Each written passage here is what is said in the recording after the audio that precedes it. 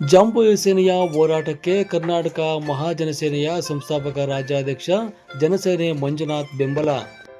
ಬೆಂಗಳೂರು ಗ್ರಾಮಾಂತರ ಜಿಲ್ಲೆಯ ಹೊಸಕೋಟೆ ತಾಲೂಕಿನ ದೊಡ್ಡನಲ್ಲಾಳ ಗ್ರಾಮ ಪಂಚಾಯಿತಿ ವ್ಯಾಪ್ತಿಗೆ ಬರುವ ಮೈಲಾಪುರ ಗ್ರಾಮದಲ್ಲಿ ದಲಿತರಿಗೆ ಸ್ಮಶಾನ ಭೂಮಿ, ಸಮುದಾಯ ಭವನ, ಗ್ರಂಥಾಲಯ ಸೇರಿದಂತೆ ನಿವೇಶನಗಳನ್ನು ಮಂಜೂರು ಮಾಡಲು ಆಗ್ರಹಿಸಿ ಹಾಗೂ ಹೋರಾಟಗಾರ ಉಡಿ ಚಿನ್ನಿರವರ ಮೇಲಿನ ಹಲ್ಲೆಯನ್ನು ಖಂಡಿಸಿ ಜಾಂಬೂ ಸೇನೆಯಿಂದ ಇಂದು ಬೃಹತ್ ತಮಟೆ ಚಳುವಳಿಯನ್ನು ಹಮ್ಮಿಕೊಳ್ಳಲಾಗಿತ್ತು. ಈ ತಮಟೆ ಚಳುವಳಿಗೆ ಕರ್ನಾಟಕ ಮಹಾಜನಸೇನೆಯ ಸಂಸ್ಥಾಪಕ ರಾಜ್ಯಾಧ್ಯಕ್ಷರಾದ ಡಾಕ್ಟರ್ ಎಂ.ಇ. ಜನಸೇನೆ ಮಂಜುನಾಥ್ ಅವರು ಕೂಡ ಬೆಂಬಲವನ್ನು ಘೋಷಿಸಿದ್ದಾರೆ. ಜಾಂಬೂ ಯುವಸೇನಾ ಸಂಘಟನೆ ವತಿಯಿಂದ ಹಮ್ಮಿಕೊಂಡಿರುವಂತಹ ಕೆಲವು ಹೋರಾಟಗಳನ್ನ ಪ್ರಾಮಾಣಿಕವಾಗಿ ರಾಜ್ಯಕ್ಕೂ ಪ್ರತಿಯೊಬ್ಬ ದಲಿತ ನಾಯಕರು ಹಾಗೂ ಸಾಮಾಜಿಕ ಹೋರಾಟಗಾರರು ಯಾವುದೇ ಜಾತಿ ಧರ್ಮ ಎನ್ನದೇ ಹೋರಾಟಗಾರರ ಮೇಲೆ ಆಗ್ತಿರುವಂತಹ ಹಲ್ಲೆಗಳು ಹಾಗೂ ಹಿಂದುಳಿದ ವರ್ಗದವರ ಮೇಲೆ ಆಗುವಂತಹ ಶೋಷಣೆಗಳು ಅದು ಅಧಿಕಾರಿಗಳಿಂದ ಆಗಿರ್ಬೋದು, ರಾಜಕಾರಣಿಗಳಿಂದ ಆಗಿರ್ಬೋದು, ಅತ್ಯುತ್ತಮ ಈ ಏನಿದ್ದಾರೆ ಬಂಡವಾಳಶಾಹಿಗಳಿಂದ ಆಗಿರ್ಬೋದು, ಈ ರೀತಿ ಪ್ರಾಮಾಣಿಕವಾಗಿ ಹೋರಾಟ ಮಾಡುವಂತ ಹೋರಾಟಗಾರರ ಮೇಲೆ ಆಗ್ತಾ ಇರುವಂತಹ ಹಲ್ಲೆಗಳನ್ನು ಖಂಡಿಸಿ ಅದೇ ರೀತಿಯಾಗಿ ಮೈಲಾಪುರ ಗ್ರಾಮದ ದಲಿತ ಸಮುದಾಯಕ್ಕೆ ವಸತಿ ಯೋಜನೆ ಅಡಿಯಲ್ಲಿ ಹಾಗೂ ಹಕ್ಕುಪತ್ರಗಳನ್ನು ನೀಡುವ ವಿಚಾರವಾಗಿ ಕೆಲವು ವಿಚಾರಗಳನ್ನು ಏನು ಕೈಗೆತ್ತಿಕೊಂಡಿದ್ದಾರೆ ಡಾಕ್ಟರ್ ರಮೇಶ್ ಚಕ್ರವರ್ತಿ ಅವರು, ಆ ವಿಚಾರವಾಗಿ ನಾವು ಕೂಡ ಕರ್ನಾಟಕ ಮಹಾ ಜನಸೇನೆ ಹಾಗೂ ಇನ್ನಿತರ ರಾಜ್ಯಾಧ್ಯಕ್ಷರು ಇವರಿಗೆ ಸದಾ ಬೆಂಬಲವಾಗಿರ್ತೀವಿ.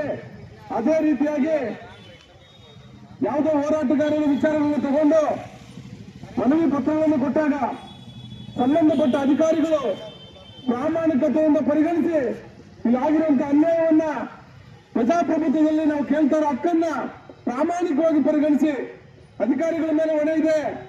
ದಯಮಾಡಿ ಹೋರಾಟಗಾರರು ಯಾವುದೇ ಸ್ವಾರ್ಥಕ್ಕಾಗಿ ಬೀದಿ ಇರೋದಿಲ್ಲ.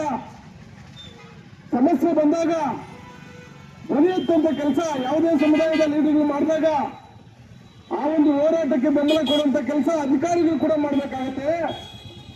ಯಾವ ರೀತಿ ಕಾನೂನು ಅಡಿಯಲ್ಲಿ ಈ ಒಂದು ವಿಚಾರಕ್ಕೆ ನ್ಯಾಯ ದೊರಕಬಹುದು ಅಂತ ಕಾನೂನು ರೀತಿ ಹಾಗೂ ಮಾನವೀಯತೆ ರೀತಿ ಕೂಡ ಯೋಚನೆ ಮಾಡಿ ಆದಷ್ಟು ಬೇಗ ನಾವು ತಂದಂತ ಏನು ಸಮಸ್ಯೆಗಳಿರ್ತವೆ ಅದನ್ನು ಪ್ರಾಮಾಣಿಕವಾಗಿ ಪರಿಗಣಿಸಿ ನ್ಯಾಯ ಕೊಡಿಸುವಂತ ಕೆಲಸ ಮೊದಲನೇದಾಗಿ ಅಧಿಕಾರಿಗಳು ಮಾಡಬೇಕಾಗುತ್ತೆ.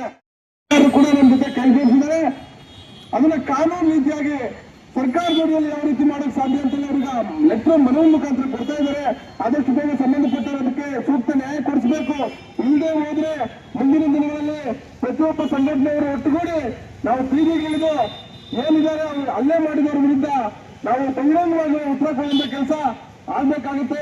ಆ ರೀತಿ ಮಾಡೋದು ಬೇಡ. ನಾವು ಕಾನೂನು ಮೇಲೆ ಗೌರವ ಇಟ್ಟುಕೊಂಡಿದ್ದಾರೆ. ಅದೇ ರೀತಿಯಾಗಿ ಬಾಬಾ ಸಾಹೇಬರು ಕೊಟ್ಟಂತ ಸಂವಿಧಾನ ನಡೆಯಲ್ಲಿ ಜೀವನ ಮಾಡ್ತಾ ಇರ್ತಾರೆ. ಆ ಒಂದು ಕಾನೂನು ಮೇಲೆ ಗೌರವ ಇಟ್ಟು ಇವತ್ತು ಕಾನೂನು ಮೊರೆ ಹೋಗ್ತಾ ಇದ್ದೀವಿ. ಅದನ್ನು ಹೊರತುಪಡಿಸಿ ದಯಮಾಡಿ ಏನ್ ಮಾಡ್ಕೊಳ್ತಾರೆ ಬಿಡಿ ಅನ್ನೋ ಒಂದು ನಿರ್ಲಕ್ಷ್ಯ ಅಧಿಕಾರಿಗಳಿಗೂ ಬೇಡ, ಸಂಬಂಧಪಟ್ಟಂತವ್ರಿಗೂ ಬೇಡ. ಈ ಒಂದು ಅಲ್ಲೇ ನಾವು ಖಂಡನೀಯವಾಗಿ ಖಂಡಿಸ್ತಾ ಇದ್ದೀವಿ.